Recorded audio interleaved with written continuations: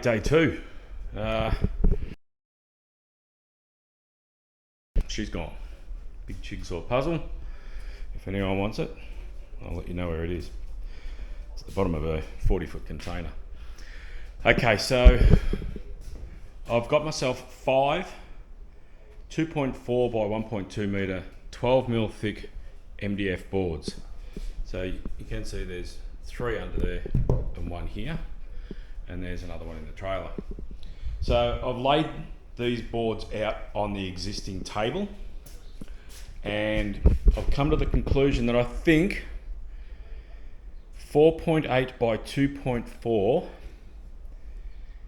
might just be enough. I may use a quarter or a half of that last board, and the plan originally was to have the track mostly on this table, and then down the end that would extend about a metre.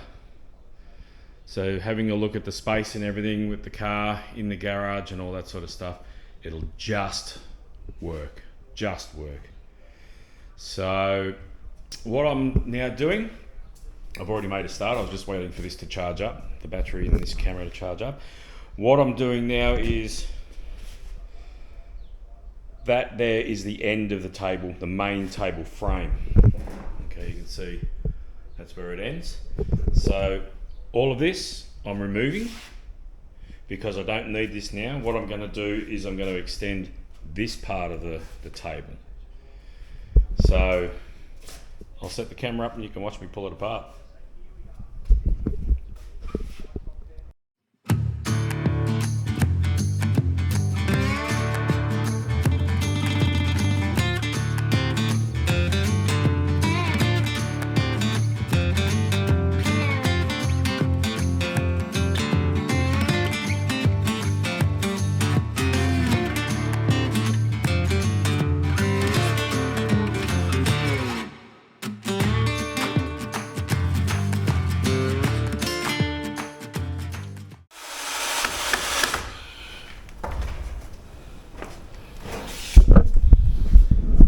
Okay, so now we are left with the original part of the frame. We've taken the extra piece on for the rounder sections of the old track.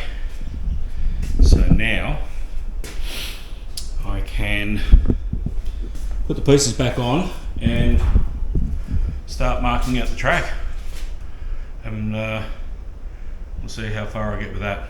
Okay, I'll turn it back on when I've got some progress.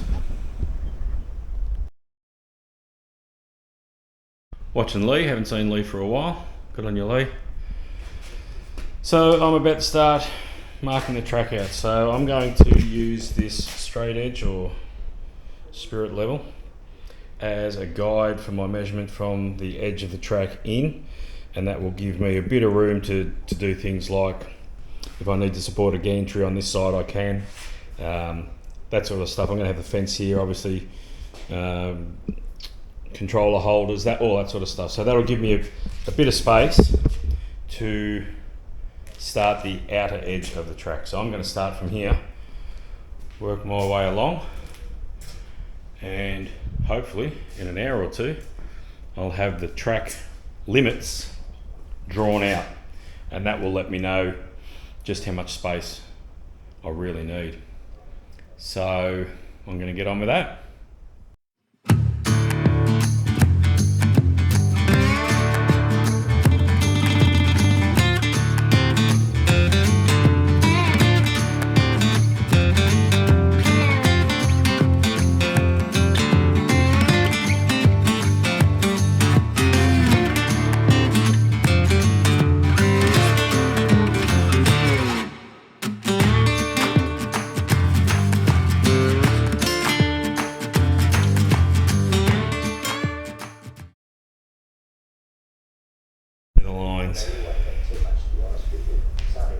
But this will be the main straight, and going into turn 1 is not as open as you might think. It starts off a bit sharp and then opens up a bit.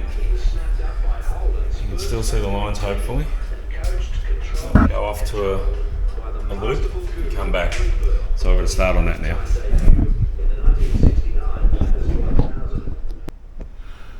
So this section is going under this section.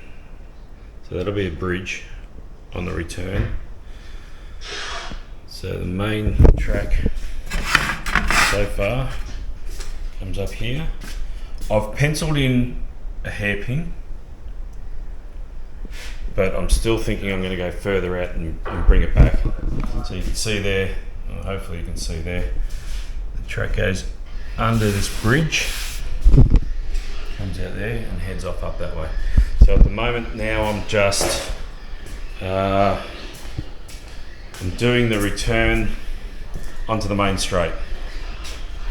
So you can see the outside track limits and then down the main straight.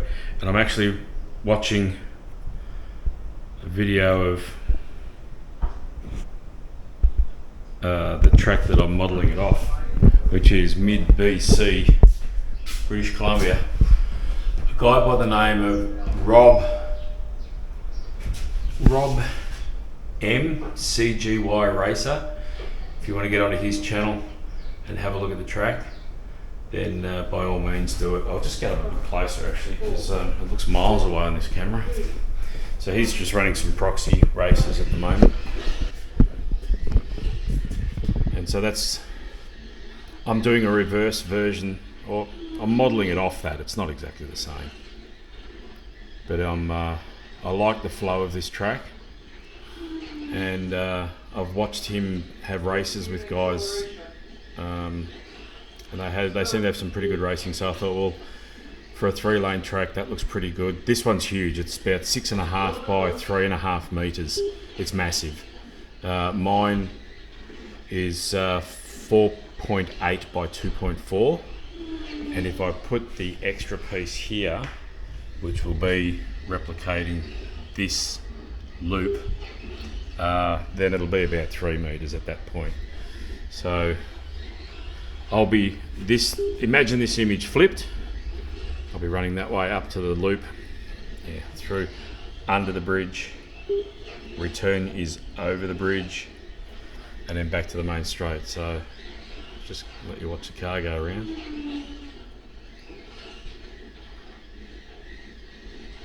It's got some great flow. I love this track.